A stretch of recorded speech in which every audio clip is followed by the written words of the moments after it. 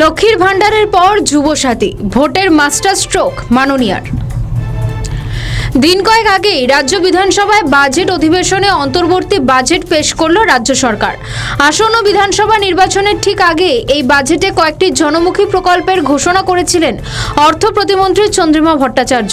পাশাপাশি লক্ষ্মীর ভান্ডারের মতো প্রবল জনপ্রিয় প্রকল্পে আরও 500 টাকা ভাতা বৃদ্ধি করেছেন মুখ্যমন্ত্রী মমতা বন্দ্যোপাধ্যায়। এমনকি বাজেট ঘোষণা 3 দিনের মাথায় বর্ধিত ভাতা সহ টাকা উপভোক্তাদের ব্যাংক অ্যাকাউন্টে ঢুকেও গিয়েছে। এবার পালা বেকার ভাতার। সদ্য পেশ করা অন্তর্বর্তী বাজেটে তৃণমূল সরকার যুবসাথী নামে নতুন একটি প্রকল্প ঘোষণা করেছিল। বাজেট ভাষণে জানানো হয়েছিল এটা চালু হবে চলতি বছরে 15ই আগস্ট থেকে, অর্থাৎ ভোটের পর নতুন সরকার গঠনের পর যুবসাথী বা বেকার ভাতা চালুর কথা ছিল। কিন্তু যেই এসআইআর প্রক্রিয়া দেরি হওয়ার ইঙ্গিত পেলেন মাননীয় মুখ্যমন্ত্রী, সেই সুযোগটা কাজে লাগিয়ে তিনি যুবসাথী প্রকল্প এগিয়ে আনার ঘোষণা করে দিলেন নবান্ন থেকে। জানিয়ে দিলেন 15ই আগস্ট নয়, পরবর্তী অর্থবর্ষের প্রথম দিন অর্থাৎ 1 এপ্রিল থেকে রাজ্যের যুবক যুবতীরা যুবসাথীর 1,500 টাকা করে পাবেন। অন্তর্বর্তী বাজেটে জানানো হয়েছিল 21 বছর বয়স থেকে 40 বছর বয়স পর্যন্ত মাধ্যমিক পাস বেকার যুবক যুবতীদের 5 বছরের জন্য মাসে 1,500 টাকা করে দেওয়া হবে। অন্তর্বর্তী বাজেটে এই ঘোষণা করা যায় কিনা তা নিয়ে যেমন প্রশ্ন উঠেছিল, তেমনি এই প্রকল্পের বাস্তবতা নিয়েও রাজনৈতিক তরজা শুরু হয়েছিল। এই প্রশ্ন উঠেছিল, ভোটের পর যদি তৃণমূলের সরকার না থাকে তাহলে এই প্রকল্পের ভবিষ্যৎ কি? কিন্তু তৃণমূল নেত্রী একটা সামান্য সুযোগকে কাজে লাগিয়েই দিলেন মাস্টার স্ট্রোক।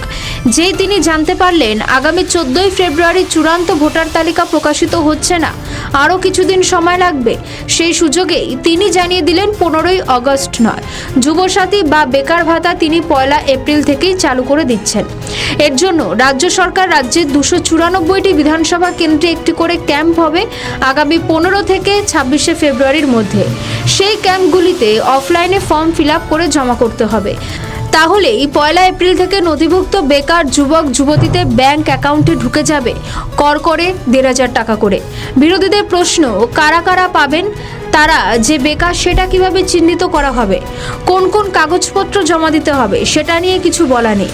কিন্তু বিধানসভা ভোটের আগে ঘটা করে 294টি সরকারি ক্যাম্প করে বেকার যুবক যুবতী এবং ভূমিহীন ক্ষেত মজুরদের জন্য ভাতার ব্যবস্থা করে আদতে ভোট কিনতে চাইছে তৃণমূল সরকার।